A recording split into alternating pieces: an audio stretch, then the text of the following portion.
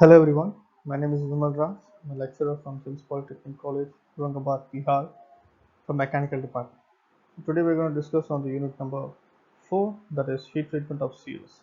So this is a lecture number 22, and today we're going to discuss on the topic called induction hardening, nitroiding, carburizing, flame hardening. So this is from the subject called Mechanical Engineering Materials, and the subject code is 1625304.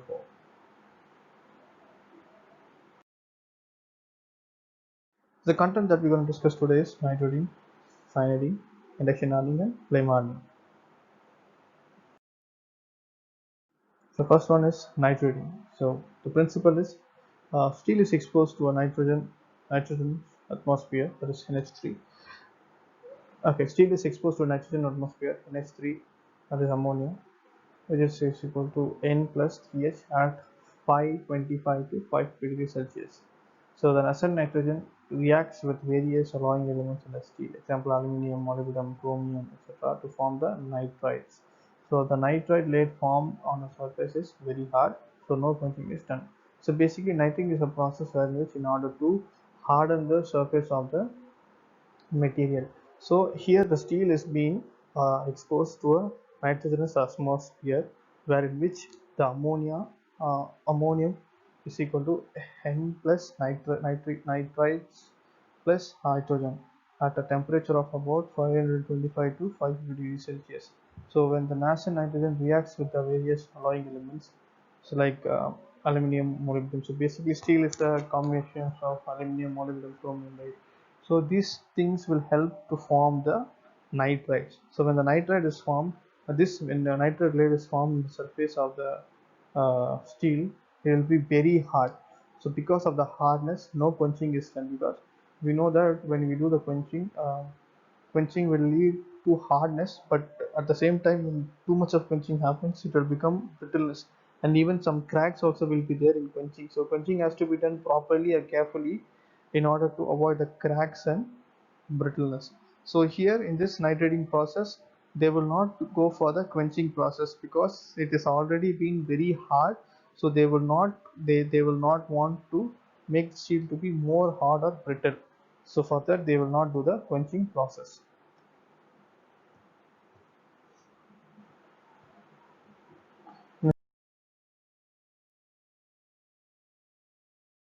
Intrinsic characteristics.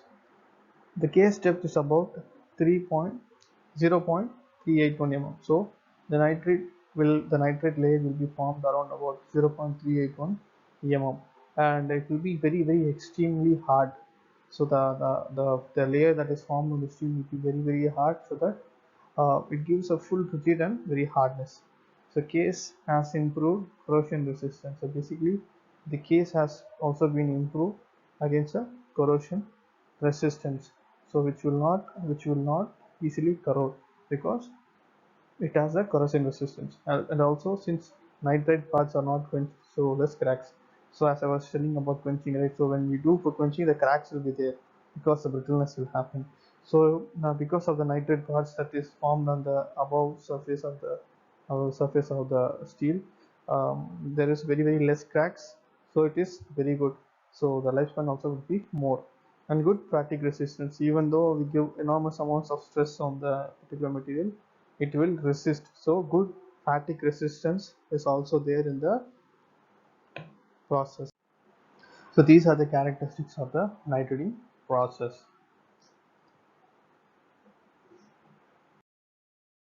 Next one is the cyaniding process.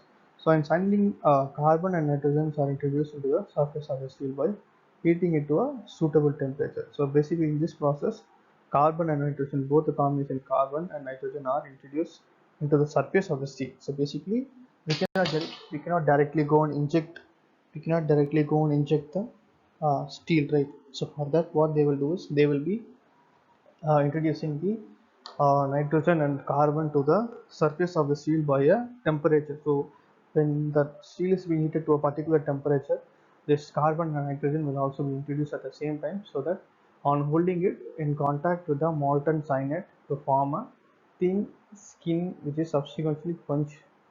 Okay, so on that, when this thing is happening, when the carbon nitrogen is holding it, So it will become in contact with the molten cyanide.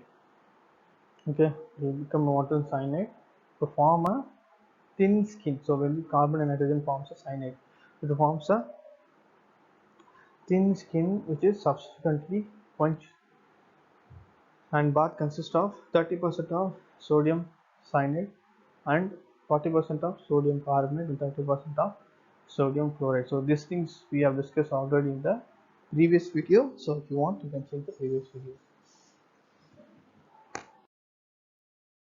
So the characteristics. So the case depth, that is the depth of the layer that's formed, will be about 0.25 mm, and negligible chance change in dimension. So basically we already discussed. So there will be some changes, but it's a negligible changes will be there. We cannot see with our naked eyes. So it has to be typically it has to be measured. Then only we will be finding. Otherwise we will not be found to be as perfect as the original. And restoration may occur typically. Okay, so distortion may occur. Some type of distortion will happen, but it is not. It may occur, but may not also. It may not also come. So basically, it is up to the type of heating and about the temperature and about the sun. Next one, types of uses. So it is used in screws, nuts, and bolt. So basically, it is typically used in screws and nuts and bolts, and small gears.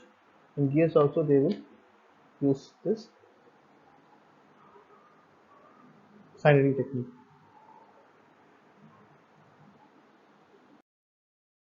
So this is a induction hardening. So basically, I want to tell you what is induction hardening. So induction hardening is nothing but keeping the material in between the magnetic field, where in which the induced current will be uh, introduced, so that it harden the surface. So this is called induction hardening. So you could see here. So this is a magnetic field. This is a magnetic field. So this is the induced current, and this is the current in the coil. So this is the steel that is going to be hardened. So when the magnetic field is there and when the coil is there, current in the coil is the coil. So when the current is being introduced, because of the magnetic field, it is being hardened. So in the next slide, you will be understanding how the process works. So the desired part of the component kept inside an induction coil. So that is the red zone is called the induction coil, and the AC current will be passed through the coil, induce magnetic field around the component. So basically, AC current, alternative current, will be passed through the coil. So once it has been passed through the coil, what happens is the magnetic field around the component. The magnetic field induce eddy current in the component. So the magnetic field will be induced to the eddy current. So the magnetic field will be induced to the eddy current in the component. So this eddy current are predominantly generated at or near the surface. So basically, this eddy current will be formed near the surface of the component, near the surface of the component. So by adjusting the frequency of the AC current, depth of heating can be adjusted. So by adjusting the frequency of the AC current, depth of heating can be adjusted. So basically, by adjusting the frequency of the AC current, depth of heating can be adjusted. Okay, so heated part is then quenched in water or oil. So heated part is then quenched in water or oil. So basically, the heated part is then quenched in water or oil.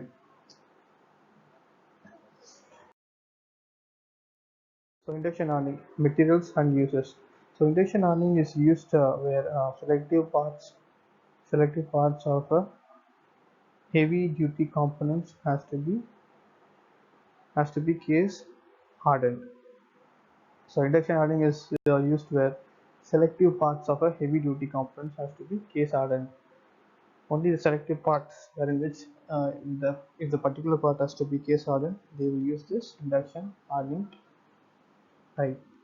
And also, since there is no carburation is done, the induction The induction hard enables parts to contain medium carbon, typically equivalent carbon content of about 0.4 to 0.45 weightage%.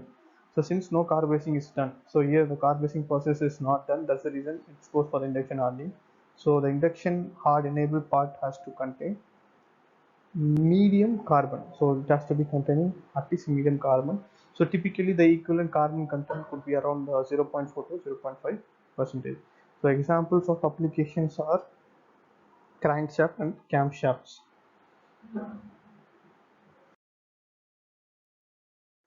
So advantages, the advantages of using this induction hardening is time required for hardening component is sharply reduced. Because when you go for case hardening, the time required is more, and even if you go for carburizing also, time requirement is more.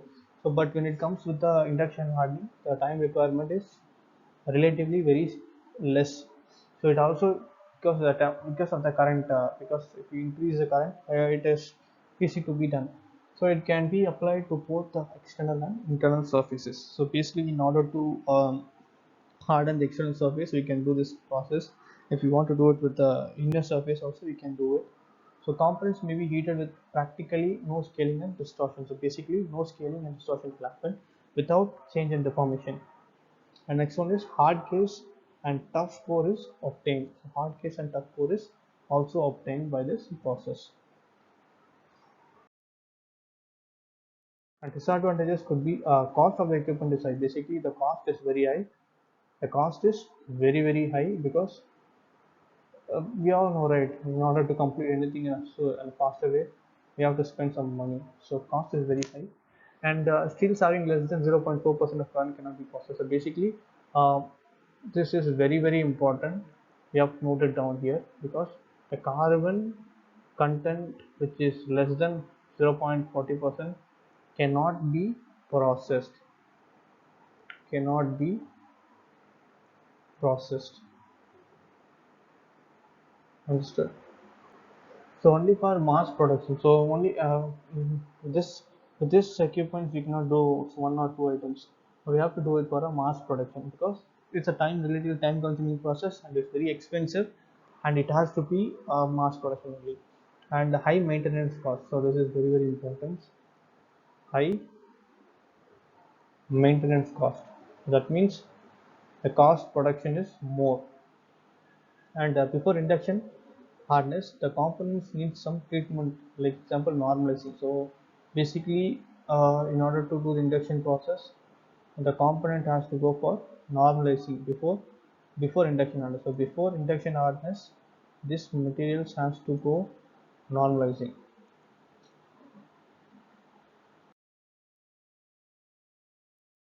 So flame hardening, next is flame definition. What does flame hardening mean?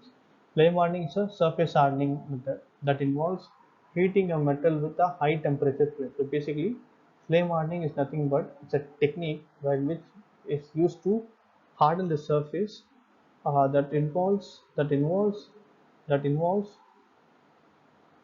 heating heating a that involves heating a metal with high temperature flame. So basically, it is a process of hardening a surface metal that involves heating a metal with a high temperature flame. So basically it has been done with a high temperature flame followed by quenching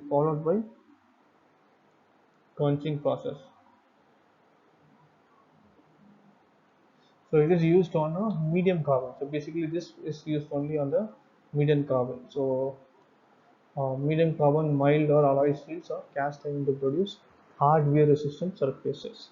So basically it is done on the mild carbon or the mild or alloy steels or cast iron to produce a hard wear resistance surface.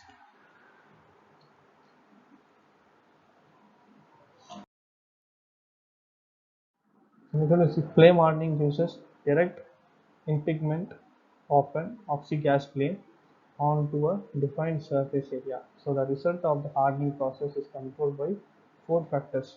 One is design of the flame head. Next one is the duration of heating. Next one is targeted temperature to be reached. Basically, if you keep 10,000 means it has to be reaching 1,000. Since composition of the metal being treated, so the composition is also very important. Next on the stages, there are four stages, four types of flame hardening is there. First one is stationary flame hardening, progressive flame hardening, spin spin flame hardening, combination flame hardening. So that means in stationary hardening, what happens is requires that the specified area to be heated. Stationary flame hardening can be done with the only requires the specified area to be heated. And progressive flame hardening involves the use of flame head with integrated quench capability. So involves in use of flame head with integrated quench capability. That's the next one. And spin flame hardening requires the specified area being treated to be spun in front of the flame head. So it will be spun. What do you mean by spun? So spun is nothing but which is twisted or turned. That's called spin. Okay. So combination flame hardening is couples the progressive and spinning method. Both will be combination.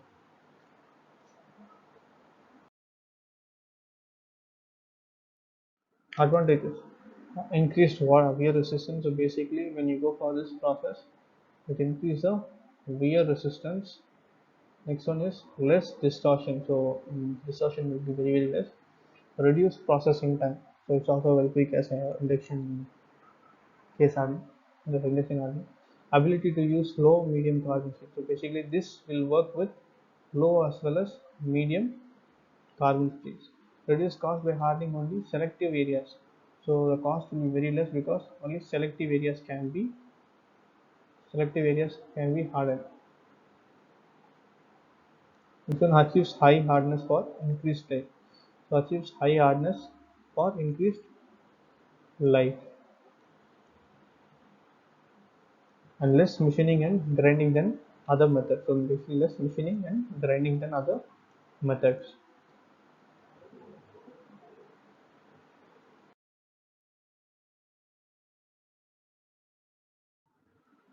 So with that we just come to the conclusion of the video. So today we discussed about the heat treatment and types of heat treatment.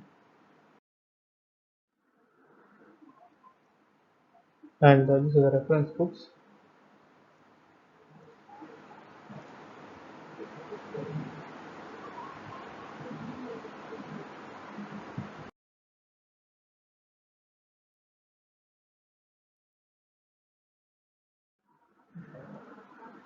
Thank you guys. Thank you for watching this video. So we will continue the next video.